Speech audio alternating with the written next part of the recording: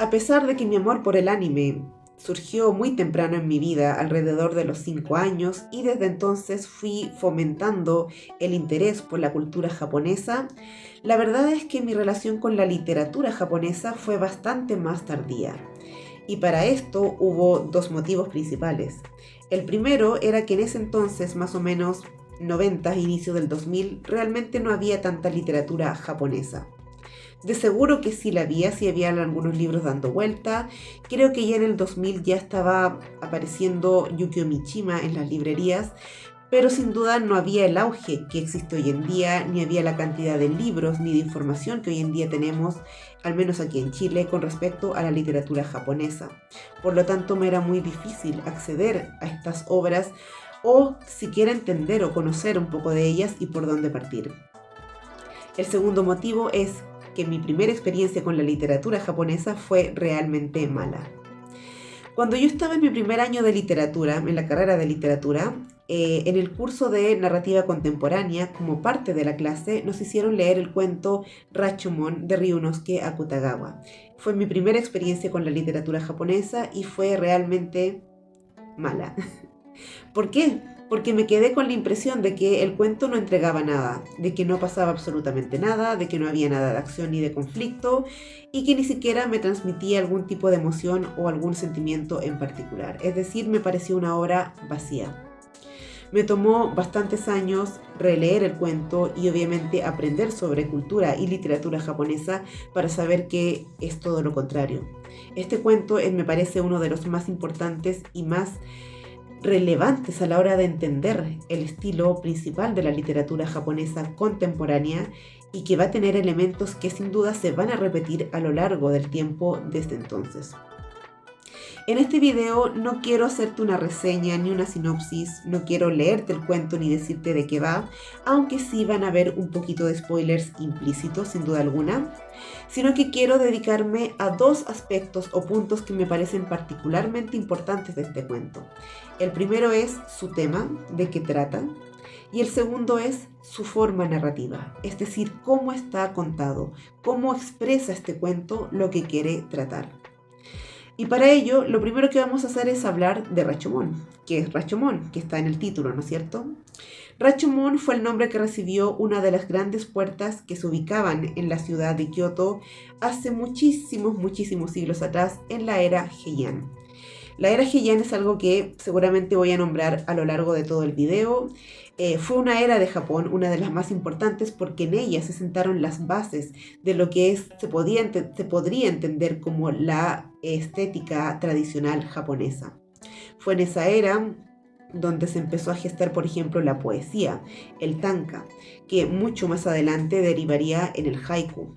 Las formas de expresión, los elementos simbólicos, el arte visual incluso, y en general el teatro y la poesía, la literatura en general, comenzarían a fomentarse en esta época en que la cultura y la estética y la belleza eran lo más importante. Fue en esta era también cuando la capital de Japón pasó de Nara a Kioto. Y es la razón o parte del motivo de por qué Kioto hasta el día de hoy guarda esa noción de ser una ciudad tan importante para Japón. No solo porque rescata la tradición del país, sino también porque su base cultural y su siglo de oro, se podría decir, o su época de oro, está precisamente en esta época. Y fue en esta época donde se erigió Rashomon, que era una puerta gigantesca que había y muy majestuosa, muy característica y simbólica de la era.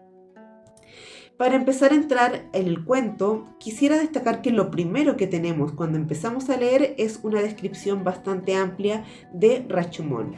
Y a continuación quiero leerte un pedazo para que comencemos, ¿no es cierto?, a entrar ya en el tema.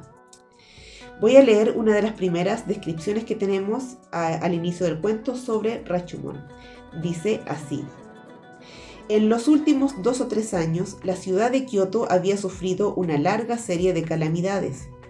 Terremotos, tifones, incendios y carestías la habían llevado a una completa desolación.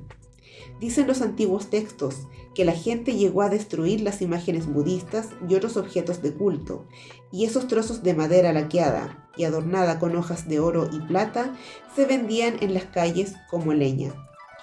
Ante semejante situación, resultaba natural que nadie se ocupara de restaurar Rashomon. Aprovechando la devastación del edificio, los zorros y otros animales instalaron sus madrigueras entre las ruinas. Por su parte, ladrones y malhechores no los desdeñaron como refugio, hasta que finalmente se lo vio convertido en un depósito de cadáveres anónimos. Nadie se acercaba por los alrededores al anochecer, más que nada por su aspecto sombrío y desolado. Esta descripción de Rashomon, que está acompañada también por la descripción del entorno, del momento que se nos narra, un atardecer frío, una lluvia que no cesa, cuervos que revolotean por el recinto, insectos que se posan por aquí y por allá, todo eso viene a demostrar una sola cosa en particular: la decadencia. Y es que este cuento va precisamente de eso, de la decadencia. Y no es solamente Rashomon lo que está en decadencia, no solamente se nos cuenta cómo este edificio que alguna vez fue tan majestuoso se ha ido royendo a lo largo del tiempo, sino que además lo hacen a través del protagonista. Y es que este cuento nos presenta a un personaje principal que también presenta lo que es la decadencia de Japón, los samuráis. Y es que así como Rashomon, la cultura y la estética fueron importantes en un episodio de la época de la historia de Japón, también lo fueron los samuráis, que justamente después de Heian, ¿no es cierto?, y durante varios siglos, representaron una casta muy importante dentro de la cultura japonesa. Eran guerreros, pero no eran solo guerreros que luchaban y nada más. Eran guerreros que encarnaban el Bushido, la ética del guerrero japonés, que constaba de honor, deber, responsabilidad y por sobre todo fidelidad a los señores. Y esta casta que fue tan majestuosa y tan culturizada además, porque a diferencia de lo que muchos creen, los samuráis no solamente eran guerreros que sabían luchar, sino que además eran muy cultos y recitaban poesías. Esta casta también tuvo su época de decadencia, también comenzó a decaer y también se encontró en un momento en que su lugar no tenía cabida en la sociedad japonesa. Y este cuento nos narra o nos expone una de las realidades que sí ocurrieron mucho más tarde en Japón, que fue cuando los samuráis comenzaron a ser despedidos y abandonados por sus señores. En cierto punto ni siquiera los dejaban portar su katana, que era la famosa espada que solían llevar ellos. Eso es lo que nos presenta este cuento: un samurái, un ex samurái abandonado, refugiándose en Rashomon, un edificio que también está en decadencia. Y es precisamente en este contexto donde se nos plantea el conflicto principal: vivir o morir, más importante aún, morir dignamente o vivir en la decadencia. El hecho de que la realidad le plantee a este ex samurái la realidad de que si no roba o si no deshonra los cadáveres va a morir de hambre, es lo que justamente plantea los cimientos de este conflicto.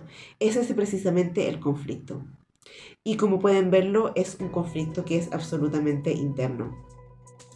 Este tema, la decadencia de Japón, es tremendamente importante, no solamente porque marca un momento específico de la historia, sino porque además la decadencia significa algo muy importante para Japón, porque la decadencia eventualmente desencadenó en crisis existencial. Y esto seguramente, si conoces un poco de la cultura y de la historia japonesa, lo sabrás. Y es que Japón ha vivido en decadencia no solo desde la época de las guerras, sino también pasando por la modernización en la era Meiji y por supuesto más tarde tras la Segunda Guerra Mundial. Y esto supuso una gran crisis para el pueblo japonés porque finalmente, ¿qué es lo que es Japón? ¿En qué se convirtió Japón? Incluso hoy en día podríamos preguntarnos si Japón realmente se siente fiel a sí mismo o si se siente en decadencia o por el contrario siente que ha realmente avanzado. Y es que lo que genera la crisis y la decadencia no es solamente una pérdida sino una transformación y a ratos también una distorsión de nociones o de conceptos. Lo que antes era bueno, luego pasa a ser malo, como le ocurre a Rashomon acá, como le ocurrió a los samuráis también, y a veces viceversa. De modo que nos cuestionamos esto: ¿en qué estamos viviendo? ¿Es correcto? ¿Es incorrecto? ¿Qué es finalmente la decisión que tomó este samurái? ¿Es correcta? ¿Es incorrecta? Ese es el conflicto que se nos plantea. Y otro detalle que creo que es muy importante es que Ryunosuke Akutagawa, como lo hizo en otras ocasiones, no crea una historia de la nada. Esta historia ya existía antes en una antología que llevaba por nombre Konjaku Monogatari Shu, que significa literalmente antología de cuentos del pasado. Rashomon existía como cuento en estas antologías y lo que hizo Akutagawa fue tomar este cuento y reescribirlo, algo que hizo también con otros cuentos y lo hizo también Osamu Dazai y varios otros autores de la época. Esto me parece tremendamente revelador porque significa que hubo algún fenómeno que causó que los autores de esa época tomaran cuentos antiguos y lo reescribieran. Y no me parece extraño, porque en esa época la plena modernización de Japón, incluso un poquito antes de la Segunda Guerra Mundial, fue posiblemente la época de mayor crisis existencial de Japón. No es extraño, creo yo, ni coincidente, que tantos autores de la época, Akutagawa, Dazai, Kawabata, Mishima, terminarán suicidándose. Y es que les tocó vivir el Japón más incierto de todos, el Japón que no tenía una identidad, el Japón que había hecho atrás su tradición por ir por la modernización. Y eso creo que es parte del valor que tiene este cuento. No solamente habla de la decadencia y la expone de una manera muy simbólica, sino que además representa la decadencia que en ese momento estaba viviendo Akutagawa y todo el Japón del entonces. A continuación quiero referirme al segundo punto, que es la forma narrativa, cómo este cuento está narrado.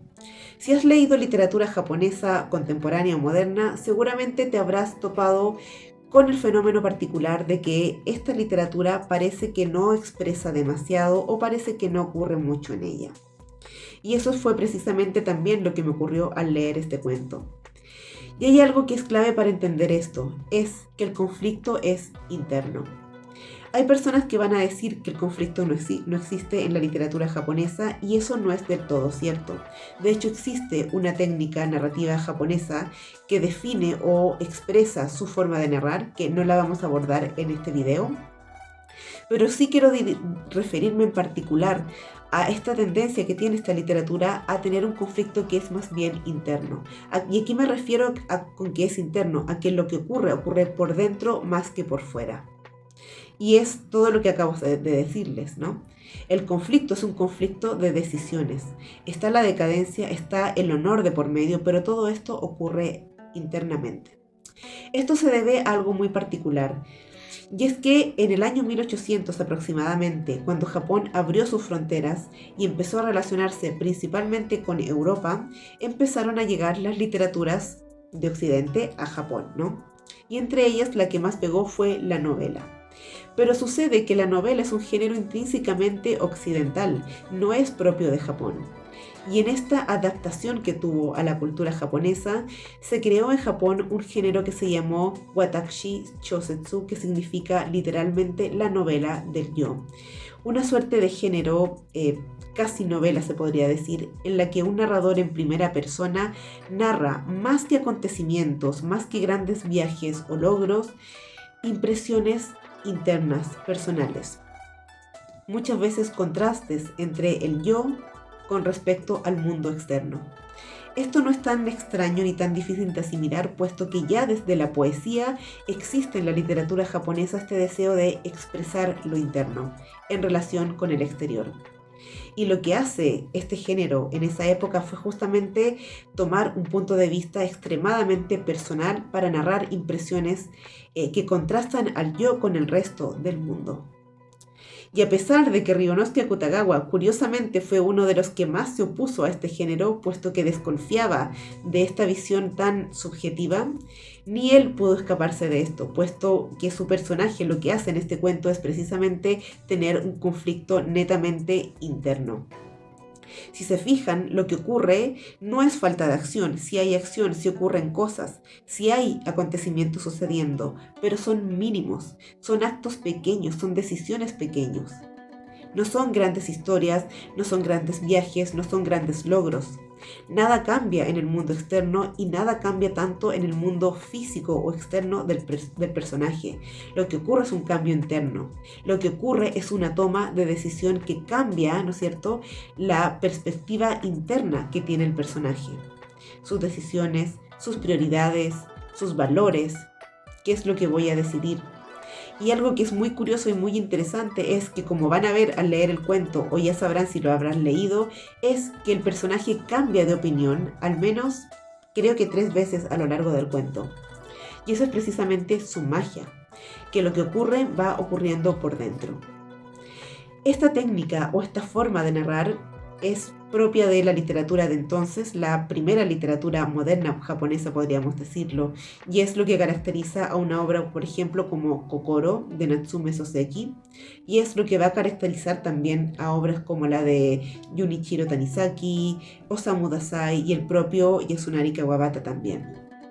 Y sin ir más lejos, esto va a seguir a lo largo de la literatura contemporánea y la vemos hoy en día en autores como por ejemplo Haruki Murakami eh, o, o Kawakami también, ¿no es cierto? Que tienen una literatura y una narrativa que es tremendamente interna. Por supuesto, es mucho más actualizada, tiene mucho más que ver y está mucho más ambientada en el Japón de hoy en día. Pero va de lo mismo, de un yo que busca expresarse de alguna manera y contrastarse con la realidad. Esta característica va a ser clave para entender la literatura japonesa moderna y contemporánea. Y si has leído un poco de literatura japonesa y a lo mejor quedaste tan sorprendido como yo al principio, o si quieres comenzar a leer literatura japonesa, posiblemente este video o lo que acabo de mencionar te va a ayudar a entender un poquito de qué va esto. Es importante recordar que la literatura japonesa, por supuesto, es muy distinta a la nuestra, no solamente por la forma de narrar o por lo que deciden contar, sino también porque, por ser una cultura tan distinta, tiene códigos completamente distintos, completamente diferentes. Y creo que eso va a ser importante a la hora de acercarnos a este tipo de literatura, que sin duda hoy en día también va a tener mucho que ver con nosotros, pero siempre desde quiénes son ellos o desde lo que los ha marcado a ellos culturalmente y también históricamente, por supuesto. Me encantaría que me pudieras dejar en los comentarios tu impresión. Si has leído Rashomon, ¿qué te pareció la novela? Si tuviste una experiencia similar a la mía o no. O si puedes leerla, mucho mejor. Me encantaría motivar a las personas a leer este cuento, que a pesar de que es muy breve, me parece fundamental precisamente para entender la literatura japonesa.